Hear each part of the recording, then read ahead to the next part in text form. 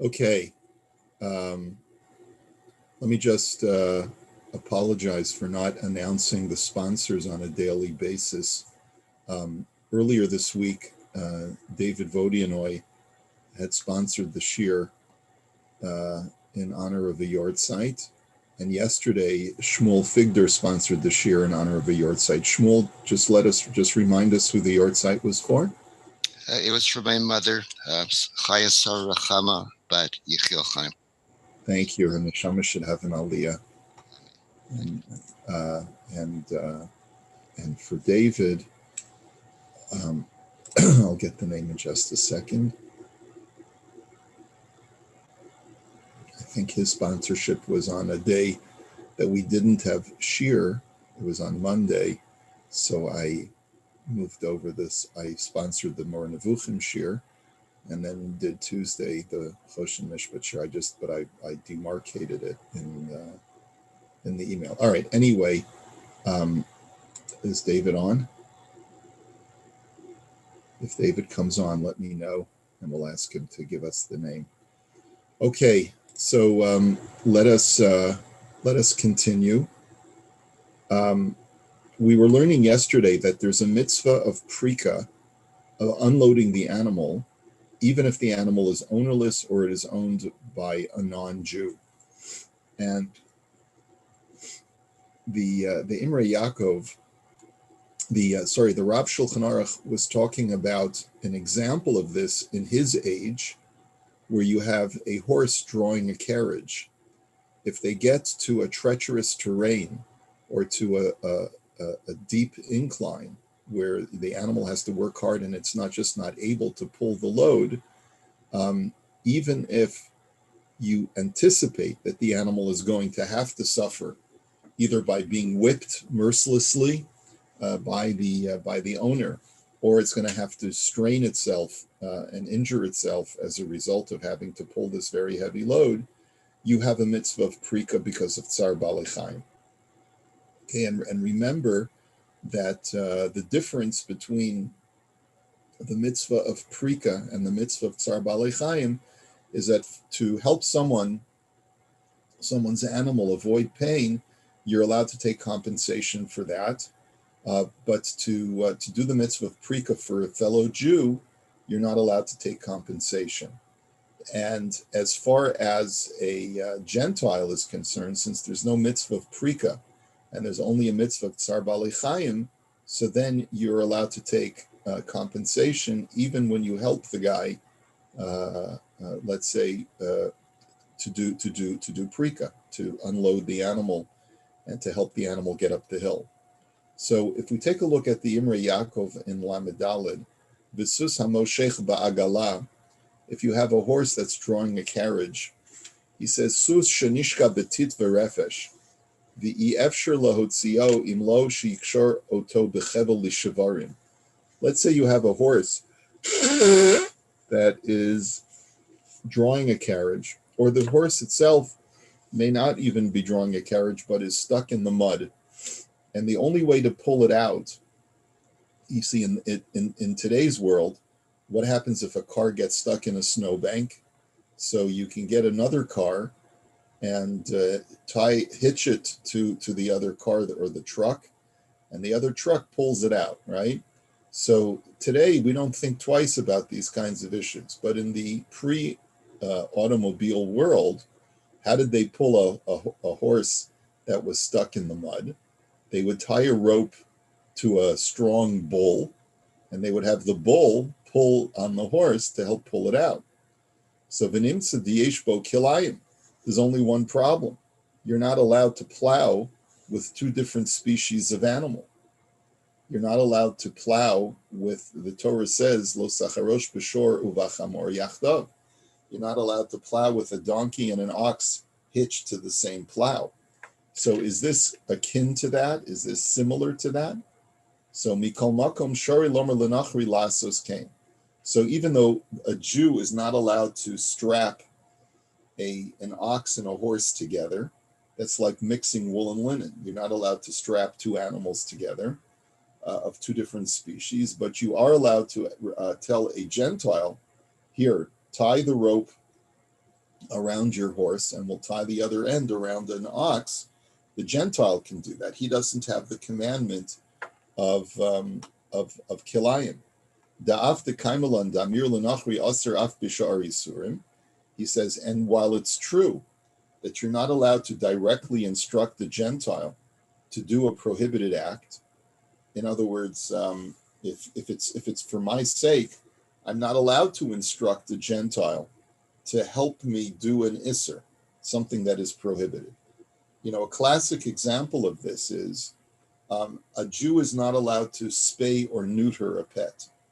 It's prohibited by the Torah to spay or neuter a pet.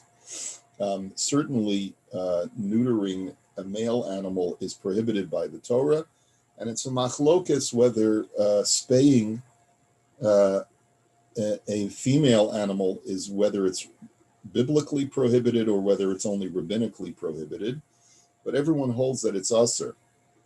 And so therefore, the poskim say that even instructing a Gentile to do it for you is prohibited, because just like you can't tell a Gentile to turn on a light for you on Shabbos, you have to hint to it about it. You're not allowed to tell a Gentile directly to do a prohibited act for you. So let's say it's your horse. I can't tie the ox to and strap the ox to the horse, but I can ask a Gentile to do that. But why am I not contravening the prohibition of telling a Gentile directly to do something prohibited that's prohibited for me? So the answer is mikol makom keven ditzar balechayim deoraisa do chashvus amiru lenachri.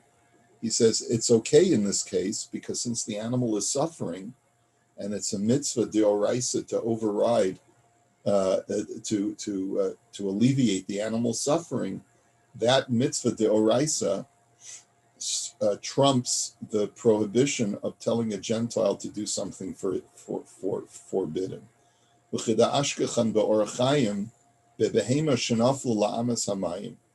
we find the same scenario when it comes to an animal that falls into a brook or falls into a little stream.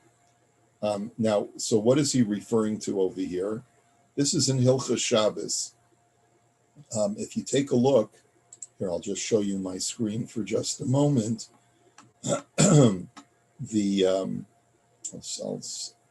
see here.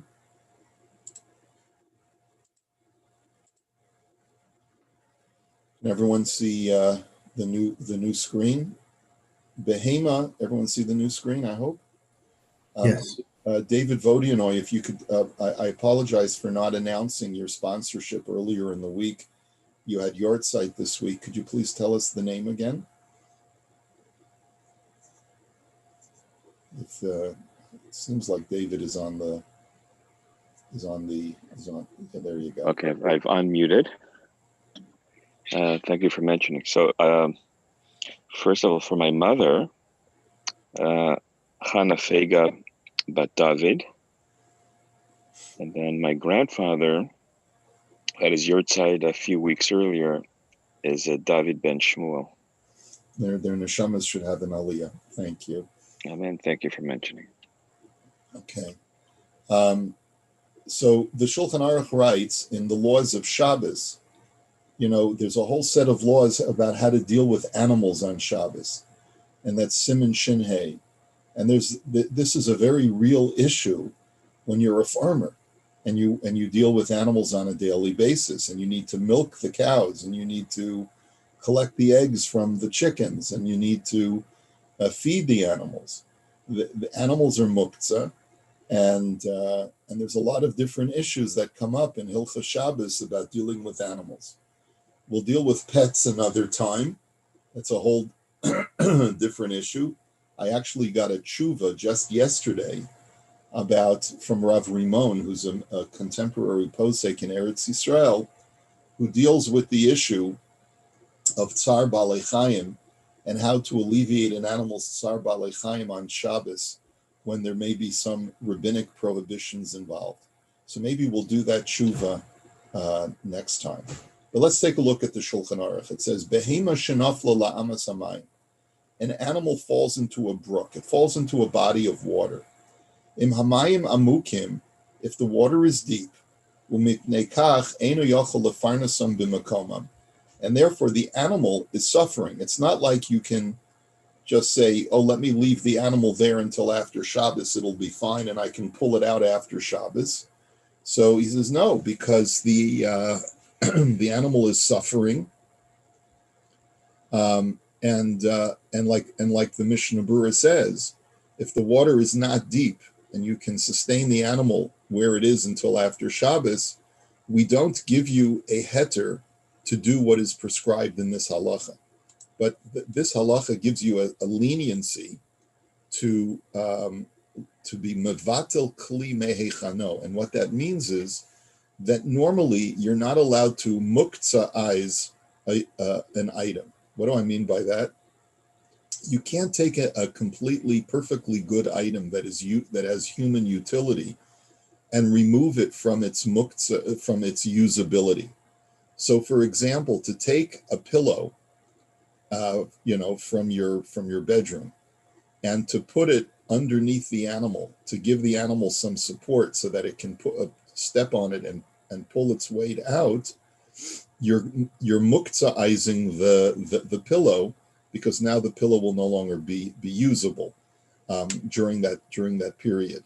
So normally we wouldn't allow you to do this. However, in this kind of situation, mevi karim ukesasos v'nosein tachteha mishum tsar balei.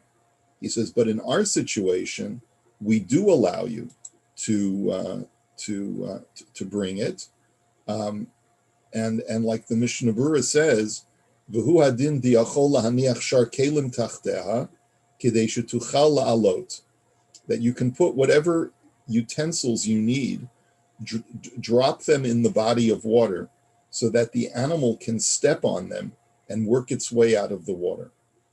V'nokat karam uksasos l'rabusa, after lo hayu ru'uyim lihishtamesh behem al yedei zeh ba'od shalehem leichus hamayim. He says the point of this halacha is that if you take a utensil that will be rendered unusable while it is still wet, because you throw it in the water, you're not going to sleep on that pillow anymore. Af l'cheshetala behema, even after the animal gets out, the utensil is not going to be usable, this pillow. Afilu hachi mutter da'asit sar balei dehu deoraisa. It's still permitted to do this, even though normally you would not be permitted just to muktzaiz a perfectly usable item in your house. And the reason is because the seeing an animal in pain is an isser deoraisa. Mimadi hisira haTorah mitzvahs prikas hamasa me'ala behema. The fact that the Torah gives us a mitzvah of prika, at least according to some poskim, gives us a source for knowing that you're not allowed to watch an animal endure pain. V'dachi isser bittul kli mehechanu shuhurak midrabanan shegazer shelo levatel b'shabbos kli mima shehi muchenet. He says, and that overrides the rabbinic ban on muktza'izing an item. Okay, and so what do you see from here? You see that the mitzvah of tsar balei chayim can override even a rabbinic prohibition on Shabbos, because tsar balei chayim is a mitzvah deoraisa. It's a biblical commandment, so it can sometimes override a rabbinic law. For the same reason, if we go to the next halacha, mutter lomar la'eno Yehudi lachalov behemto b'Shabbos. You're allowed to instruct directly. You're allowed to tell a Gentile to milk your animal on Shabbos, mishum tsar balei chayim shahachalav mitza'ara. He says you're allowed to, I may not be allowed to directly milk my animal on Shabbos, and we'll see, there are certain ways to milk a cow on Shabbos directly, but it's better to do it via a Gentile. So even though there may be prohibitions involved, but because of Tsar Balei Chayim, I'm allowed to instruct a Gentile to milk the cow, even though the act of milking on Shabbos is an act of separating liquid from a solid mass, and that involves either mifarek or sochet, whatever you're going to call it. It's one of the malachas of Shabbos. And we're not going to get into the details of the laws of milking, because there is a way to milk a cow on Shabbos that is permissible, provided that the milk is milked into a bucket that has solid food into it.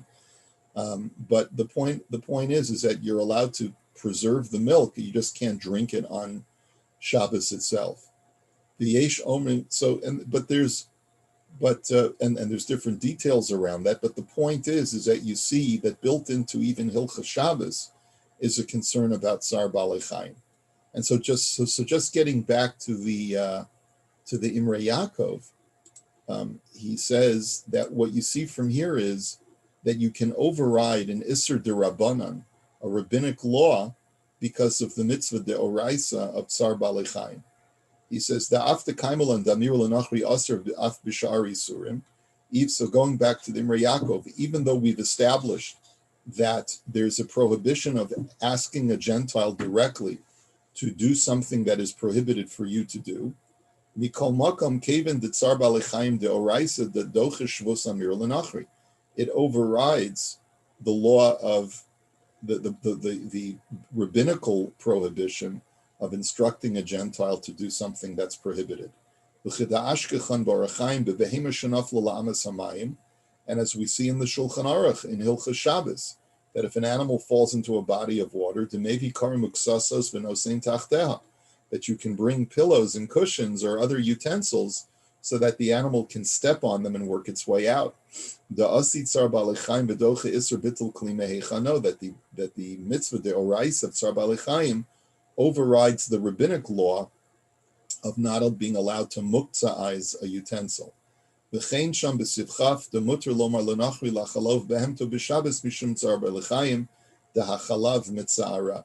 similarly, you can instruct the Gentile to milk your cow for you on Shabbos, because the mitzvah de'oraisa of Tsar Balei Chaim, a cow that is milk producing every day becomes engorged. Its udders become engorged. It becomes utterly engorged. Yeah. Anyway, so because the milk causes the animal pain when it is filled up with milk, and it needs to get relieved. So that's also Tsar Balei Chaim. So you can even justify having a Gentile milk the cow for you and instruct him directly, even though normally you'd have to only hint to him or work out a way that he does it without being directly told. But because of Tsar Balei Chaim, it is totally okay. Now, let me just get back for a second. I'm surprised that nobody jumped on me when I said that you're not allowed to spay or neuter an animal. How come then Orthodox Jews do spay and neuter their pets all the time? So how come no one asked me that question? Does anyone here own a dog? No one has an animal. Cat. Own a cat. I own a cat. Oh, I'm sorry, you can't be at the cheer. I'm sorry, you can't be at cheer anymore, Izzy. We don't allow cat cheer. I know you don't like cats, but what happened was when I got her from the rescue place, she wouldn't give it to me until she spayed her. So she spayed her and then she gave her to me. Right. So that's a great solution. And many breeders will do that too. Right. So whenever I get this shaila about I'm getting a pet, is there anything I need to know halachically? I get that occasionally. And because, by the way, I don't own a pet, but that's not because of me. I don't own a pet because I have other family members who will remain nameless to protect them, who do not get along well or do not feel comfortable around pets. So that's why we don't. But I grew up. We had a dog when I was growing up, and I loved my dog. But in any event, so we tell someone if you want to do the correct thing, you should only take only take ownership of the animal after it has already been spayed or neutered, because you yourself are not allowed to do it, and you're not even allowed to instruct a Gentile to do it for you. So to take your animal directly to the vet and have the non-Jewish veterinarian spay or neuter the animal is prohibited. Certainly, it would be prohibited if even, not even if he's a Gentile, but certainly if it's a Jewish vet. So what is the solution? Let's say I've already acquired an animal, and it needs, it's going crazy, and the veterinarian or whatever, it's annoying the neighbors, and so everyone tells me I got to get the animal spayed or neutered, and it's otherwise I won't be able to keep the pet. So we say that amira la amira, the way around it, the loophole around it, in a less than optimal situation, is if I give the animal to one Gentile and I tell the Gentile that I've given it to, please give it to another Gentile and have them spay or neuter it. And the reason is because I'm not directly instructing the person who's going to be doing the prohibited act for me to do it. There's no prohibition for a Gentile to spay or neuter, but I can't tell a Gentile to do something for me that for me is prohibited.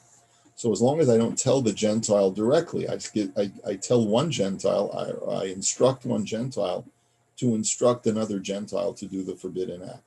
And then it becomes permitted. So therefore, in theory, if you take your animal to a veterinary clinic and you speak to the non-Jewish receptionist and you tell her, I cannot speak to the vet directly, but I'm hereby instructing you to take this animal. Please instruct the vet to spay or neuter my animal. So then that would be permitted. But again, it's a less than optimal solution. It's certainly better to purchase the animal when it's already spayed or neutered. So you did the right thing, Izzy. Although you should have gotten a dog. But anyway, I won't go there. All right. So I've had dogs. You had a dog? Yeah, sure. I love a dog. Yeah. Okay.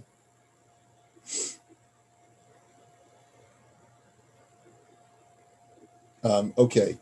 So next, and so just remind me. By the way, are we learning tomorrow? Is tomorrow a stat holiday? It's New Year's Day. Am I correct? My calendar. It is a stat holiday, Rabbi.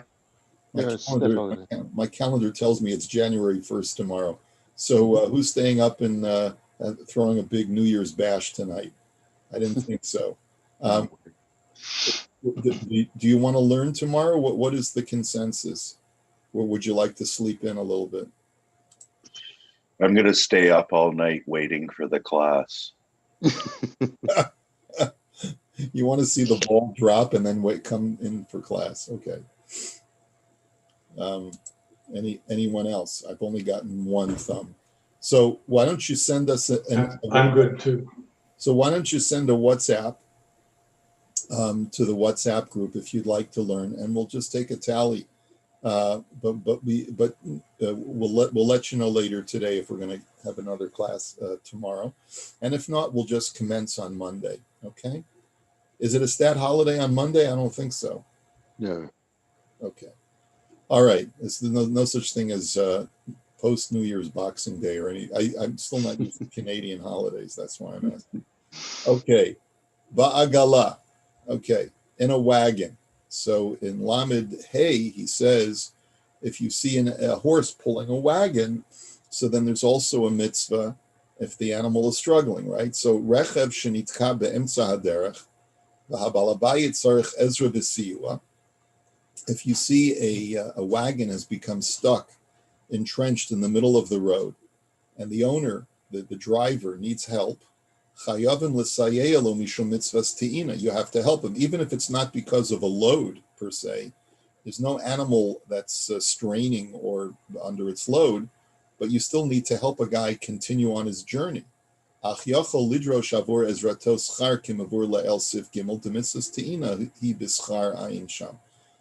allowed to charge him for your time. So remember, this is now comparable to a modern day situation. There's no issue of tsar balei chayim. The guy gets stuck on the road with his wagon. He needs help getting pulled out of the mud, right? So there's a mitzvah of te'ina. You have a mitzvah. If he's a fellow Yid, you have a mitzvah to help him. It's actually a mitzvah deoraisa of helping him continue on his journey with his load. It's not there's no issue of tsar balei chaim, but there's still a mitzvah of te'ina. But you're allowed to ask for compensation. Now, related to this, and by the way, that mitzvah of te'ina is only obligatory if it's a Jew.